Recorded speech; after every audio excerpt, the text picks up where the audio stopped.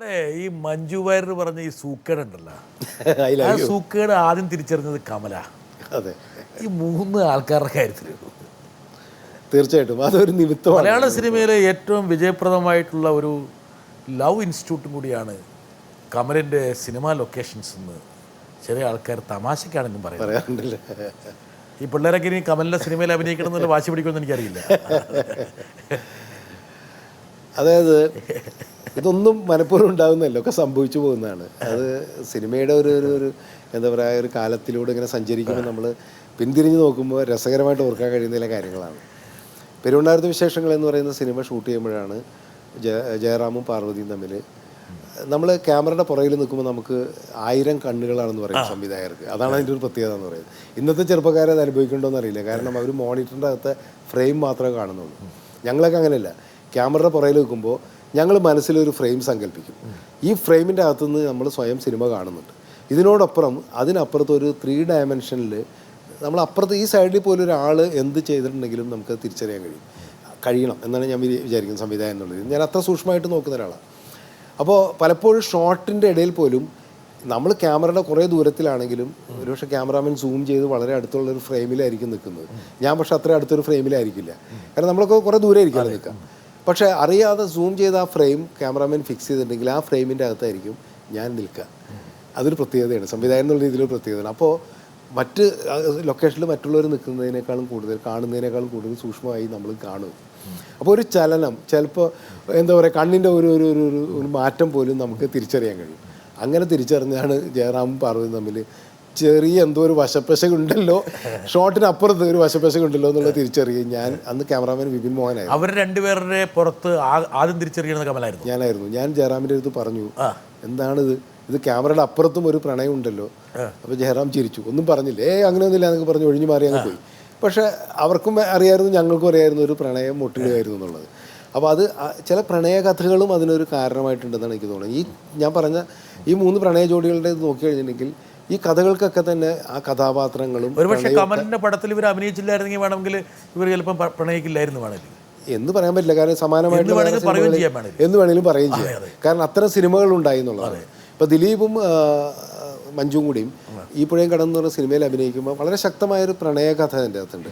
കഥാപാത്രങ്ങൾ പരസ്പരം ആകർഷിക്കപ്പെടുന്ന ഒരുപാട് മൊമെൻറ്റ്സ് ഉണ്ട്.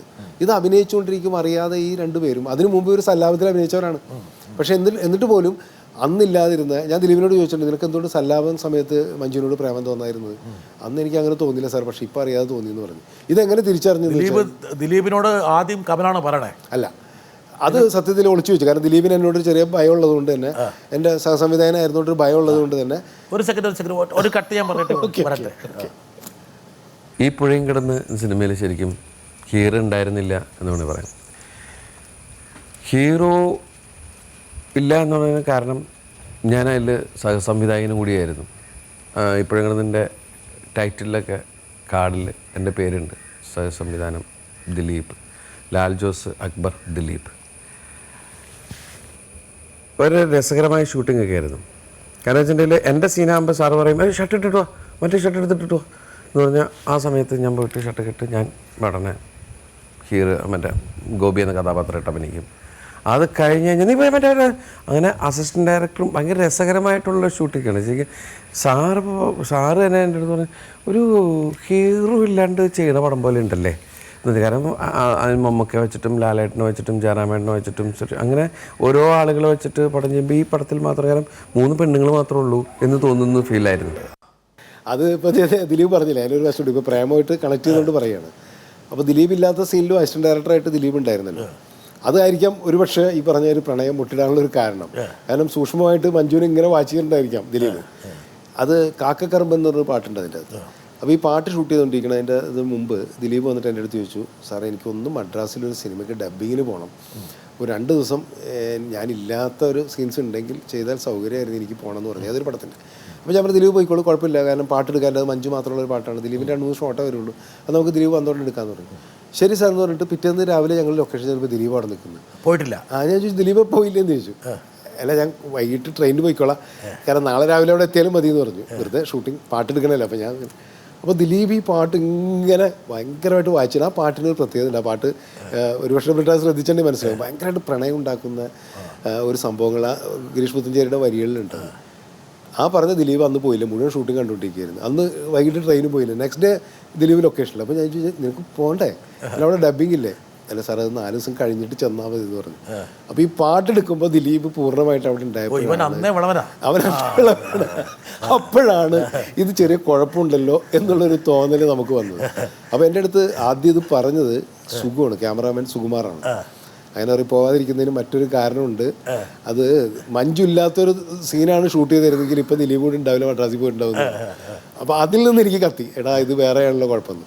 പിന്നെ ലാൽ ജോസും ഇവരൊക്കെ എൻ്റെ അടുത്ത് അക്ബർ ഇവരൊക്കെ എൻ്റെ അസിസ്റ്റൻ്റാണ്. ഇവർ പറഞ്ഞു ഇത് കുഴപ്പമാണ്. അപ്പോൾ ആ സിനിമയുടെ ഡബ്ബിങ്ങിന് അതുകൊണ്ട് തന്നെ ഞാൻ 2 പേരെയും വിളിച്ചു, ഒരുമിച്ച് ഡബ് ചെയ്തു. അപ്പോൾ ആ ഞാൻ തീർച്ചയായിട്ടും ചെയ്തു കൊടുത്തു. ഞാനത് മഞ്ജുവിനോട് പറയുകയും ചെയ്തു. കഴിഞ്ഞപ്പോൾ ഞാൻ പറഞ്ഞു ദിലീപിനോട് ഞാൻ ചോദിക്കണില്ല, നിന്നോട് എനിക്ക് ചോദിക്കാം എന്താണ് ചുറ്റിക്കളി എന്ന് ചോദിച്ചു. അപ്പോൾ മഞ്ജു കുറേ നേരം ചിരിച്ചു, മറുപടി ഒന്നും പറഞ്ഞില്ല. അതിൽ തന്നെ ആ ആൻസർ ഉണ്ടായിരുന്നു. പക്ഷെ പിന്നീടാണ് ദിലീപ് കൃഷ്ണകുടി എന്ന് പറയുന്ന സിനിമയിൽ ഞാൻ അടുത്ത മഞ്ജുവിനെ ചെയ്തപ്പോൾ ആ സിനിമയിൽ ദിലീപ് ഇല്ല. ദിലീപ് വെറുതെ ലൊക്കേഷനിൽ വന്നു. അങ്ങാടിപ്പുറത്ത് റെയിൽവേ സ്റ്റേഷൻ ഷൂട്ട് ചെയ്തുകൊണ്ടിരിക്കുമ്പോൾ ബിജു മേനോൻ്റെ കൂടെ ദിലീപ് വന്നു. അപ്പോൾ ഞാൻ ചോദിച്ചു ദിലീപ് എന്താ ഇവിടെ? ഇല്ല എനിക്കൊന്ന് കോഴിക്കോട് പോകണം. ഞാൻ കോഴിക്കോട് പോകണമെന്ന് പെരിന്തൽമണ്ണ വഴി വരേണ്ട കാര്യമില്ലല്ലോ, നേരെ എടപ്പാൾ വഴി അങ്ങനെ പോകാമെന്ന് പറഞ്ഞു. അല്ല സാറിൻ്റെ സെറ്റിൽ വന്ന് സാറിനെ കണ്ടിട്ട് പോകാമെന്ന് പറഞ്ഞിട്ട് ആ പറഞ്ഞ ദിലീപ് അന്ന് ഇതേപോലെ പോയില്ല. ഫുൾ ടൈം അവിടെ ഉണ്ടായിരുന്നു, നമ്മുടെ ലൊക്കേഷനിലേക്ക് ഉണ്ടായിരുന്നു. രാത്രി ബിജുവിൻ്റെ റൂമിലേക്ക് കിടന്ന് ഇവർ ജോളിയൊക്കെ അടിച്ച് നെക്സ്റ്റ് ഡേ ലൊക്കേഷനിൽ വന്നു. അപ്പോൾ എനിക്കറിയാം ഇവർ തമ്മിലുള്ള പ്രണയം ഉണ്ടെന്ന് അറിയാം. അപ്പോൾ ആ സമയത്ത് മറ്റൊരു കാര്യം കൂടി സംഭവിച്ചുകൊണ്ടിരിക്കുന്നുണ്ടായിരുന്നു. വേറെ ട്രാക്ക് അവിടെ ഉണ്ട്. അല്ല അത് തുടങ്ങിയിട്ടില്ല, ബിജുവിൻ്റെ ട്രാക്ക് തുടങ്ങിയിട്ടില്ല. പക്ഷേ ദിലീപും മഞ്ജു തമ്മിൽ പ്രണയം ഉണ്ടെങ്കിലും മഞ്ജുവിൻ്റെ അച്ഛനും അമ്മയും ഭയങ്കരമായിട്ട് എതിർത്തുകൊണ്ടിരിക്കുന്ന ഒരു സമയം കൂടിയായിരുന്നു അത്. അപ്പോൾ മഞ്ജുവിൻ്റെ അച്ഛൻ എൻ്റെ അടുത്ത് പറഞ്ഞു ഇവൻ എന്തിനാണ് ലൊക്കേഷനിൽ വന്നതെന്ന് പറഞ്ഞിട്ട് എൻ്റെ അടുത്ത് ഭയങ്കര ഇത്. അപ്പോൾ ഞാൻ പറഞ്ഞു ദിലീപ് എൻ്റെ അസിസ്റ്റൻ്റ് അല്ലേ, ദിലീപിന് എപ്പോഴെങ്കിലും എൻ്റെ സെറ്റിൽ വരാമല്ലോ. പക്ഷെ അവൻ്റെ ഉദ്ദേശം വേറെയാണ് സാറേ, അതുകൊണ്ട് അവനെ സെറ്റിൽ നിന്ന് പറഞ്ഞേക്കണമെന്ന് പറഞ്ഞു എൻ്റെ അടുത്ത്.